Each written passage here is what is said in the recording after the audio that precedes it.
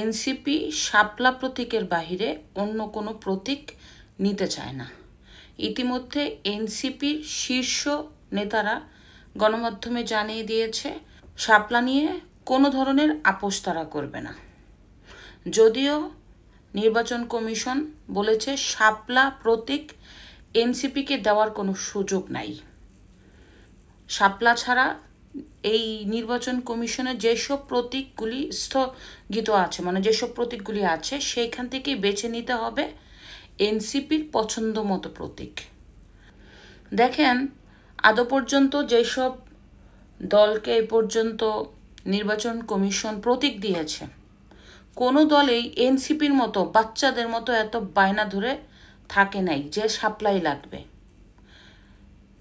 এখন পর্যন্ত তারা নিবন্ধন পাইলেও তাদের প্রতীক নির্বাচিত হচ্ছে না, মানে প্রতীককে এখনো সিলেক্ট করতে পারছে না।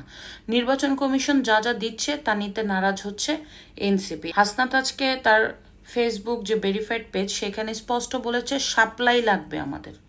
নাহিদ ইসলামেরও একই কথা।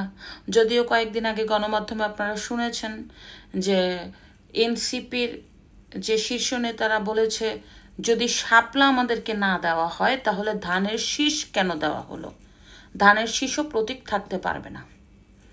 এ নিয়ে আবার মির্জা ফখরুল সাহেব বলেছে ধানের শীষ নিয়ে আপনারা এত মরেছেন কেন, ধানের শীষ তো অনেক আগে দিয়ে দেওয়া হয়েছে। তো মূলত এনসিপি বলতে চায় তাদেরকে শাপলাই দিতে হবে। এখন শাপলা দেওয়ার মধ্যে যদি কোনো বাধ্যবাধকতা থাকে এটা এনসিপির দেখার বিষয় না, কারণ এনসিপি একটা বড় দল, সবাই জানে কিংস পার্টি।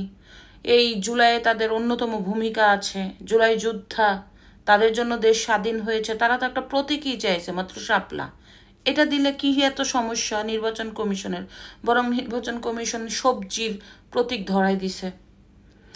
তো এতে আবার সার্জিস বলছে যে নির্বাচন কমিশনের প্রতীক মানুষের হাস্যরসের ব্যাপার হয় সেই প্রতীক কেন রাখে নির্বাচন কমিশন। জানেন কয়দিন আগে এটা মিডিয়াতে খুব ট্রোল হয়েছে, যেসব প্রতীকগুলি দেওয়া হয়েছে মূলা, গাজর, তারপরে লাউ, এইসব সবজি। তো মিল বিষয় হচ্ছে এনসিপিকে কিংস পার্টি হিসাবে বাংলাদেশের সবাই জানে, কারণ এনসিপি যখন থেকে দল করে এই দলটি প্রত্যক্ষ এবং পরোক্ষভাবে ডক্টর ইউনূসের ছায়া তলে রয়েছে।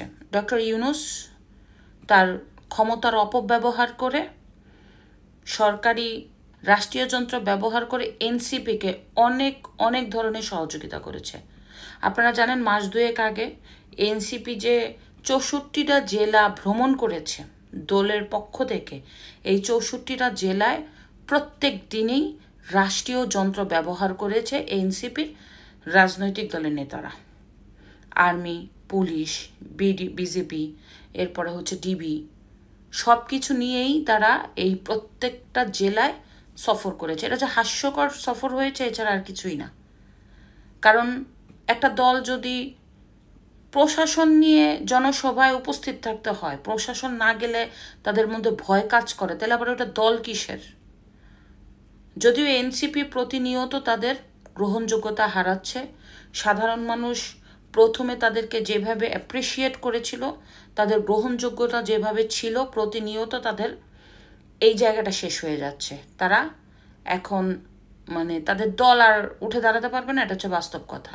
ইতিমধ্যে এনসিপি থেকে অনেক নেতাকর্মীরা পদত্যাগ করছে এবং সেনা কর্মকর্তা, রিটায়ার্ড সেনা কর্মকর্তা ছিল, তারাও পদত্যাগ করেছে। শুধু তাই না, যারা জুলাইয়ের সমন্বয়ক অন্যতম তারাও পদত্যাগ করতেছে।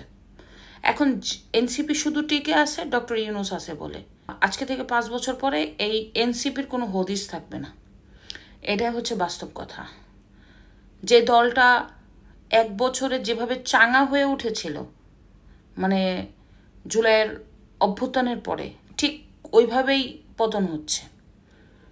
এনসিপিতে আগে মানুষ ওই দলের সদস্যপদ পাওয়ার জন্য মানে এটা খুবই ব্যস্ত হয়ে যেত, এখন মানুষ আর এনসিপিতে ঢুকতে চায় না, কারণ বুঝে গেছে এনসিপির আর সামনে যাওয়া হবে না, এদের গন্তব্য খুব একটা বেশি দূর না। তো যাই হোক, শাপলা প্রতীক নিয়ে তারা খুবই জোরালো অবস্থানে আছে, শাপলাই লাগবে তাদের। যদিও এটা হচ্ছে একটা বাহানা করে, শেষ পর্যন্ত শাপলাই দিবে, আমার মনে হচ্ছে। কিন্তু এই যে বাহানাগুলি ডক্টর ইউনূস করাচ্ছে, এনসিপির নেতাকর্মীরা করছে, এতে হচ্ছে মানে মানুষকে বোঝানোর চেষ্টা করছে এই ইউনূস সরকার যে আমরা পছন্দ মতো প্রতীক এনসিপি দিতে চাইনি।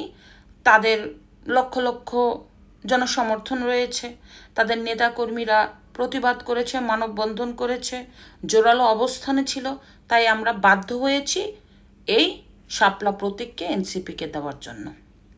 এই নাটক না হলে যখন একটা নির্বাচন কমিশন অন্যান্য দলগুলোকে বলেছে যে আপনি এই প্রতীক পাচ্ছেন, দ্যাটস এনাফ।